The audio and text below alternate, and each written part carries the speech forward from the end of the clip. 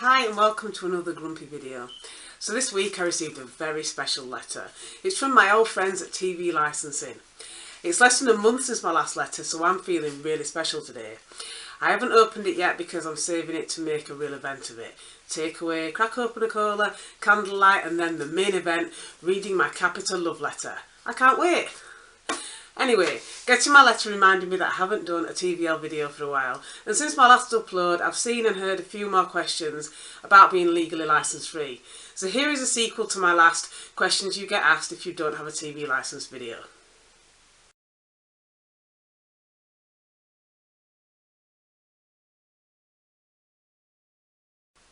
Question 1. Aha, you don't watch television, how can you know who Ian Beale is? Now this is one that I have experienced before. I'll mention something from television and people will immediately start channeling Alan Partridge and challenging me on how I can know this if I don't watch TV. Now the thing is that I've never said that I've never seen a TV in my life. I mean, Ian Beale has been in EastEnders since the 1840s. Of course I've heard of him. We had a television at home when I was growing up and no internet, 3 channels, dodgy connection through the wire coat hanger that passed for an aerial. I could just about make him out through the snow. In fact, when I went to London on a school trip, I was quite surprised to find out it doesn't actually snow every day. So I also occasionally visit other people's houses, and I can't think of another person I know who is like me and doesn't have a television somewhere in the lounge.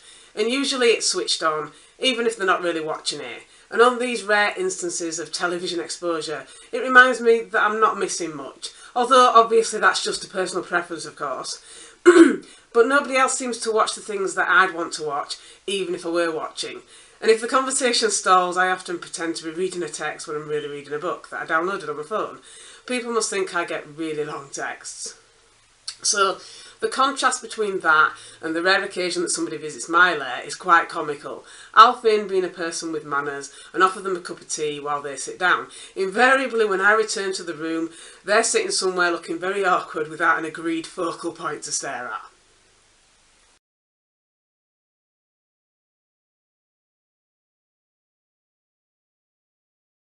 Question 2. Why don't you just pay your bills, you scrounger? A television licence isn't a bill. It's a fee for a service that I'm not using. For the same reason I don't pay for a fishing licence to never fish. But nobody calls me a scrounger for that, or calls round to my house to challenge me about the novelty fishing net I bought in Blackpool 6 years ago, and then argue, well, you've got the equipment.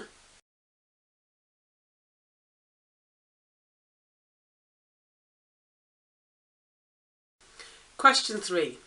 Don't you ever miss it? Well, no, actually I forget how weird it seems to others to not have a television until other people talk about it. When I'm at home, it's just what I'm used to.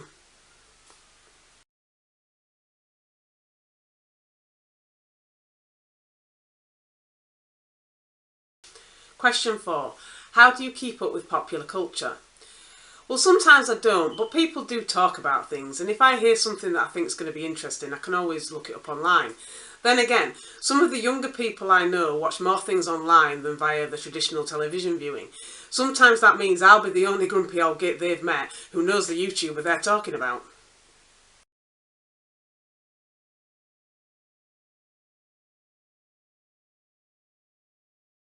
Question 5. Don't you ever feel left out when people talk about their favourite shows around the water cooler? Well, I've got to be honest, I don't really feel left out exactly. I'm used to being the odd one out in a group setting, and everyone knows that I don't watch much on the screen.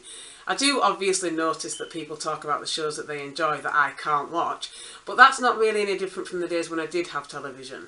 Even then I found a lot of the popular shows uninteresting, even when I could have watched them. So I'm not really any more left out now than I was then.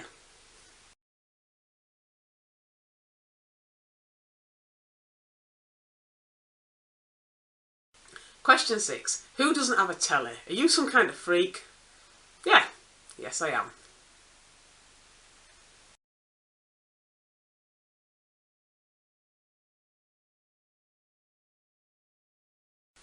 Question 7. BBC isn't just TV, they have radio and news articles online. Are you saying you've never visited any of those sites? Now this is a question that I spotted on a comment section somewhere, but it wasn't directed at me personally. It's an interesting one, and I can't say I've never been on a BBC site. I get suggested news articles via apps based on the things that I've read or searched in the past. Some are on the BBC website, and I don't usually look at where they're going before I click on them, but I noticed one of the page is loaded. However, I did notice that some of the sites I receive as recommendations require a subscription when you click on them, so I just click straight back out again. If other news providers can do this, there's nothing to stop the BBC doing it too. But of course, they don't seem to want to do that, do they?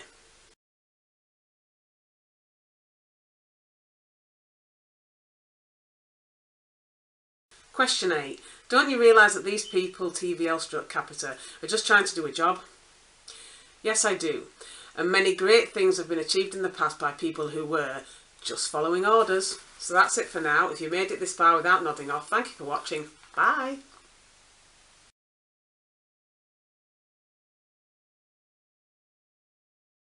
I'm on the street who I've never met before in my life.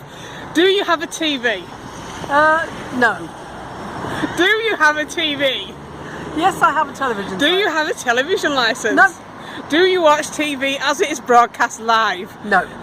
Why don't you have a TV licence? Because I think that everybody, right, should not have a TV licence, because if everybody didn't have a TV licence, then we would actually end up having to get the BBC to pay for their own licensing. Have you got anything else you'd like to say on this subject, madam? No, that's all I've got to say on this subject.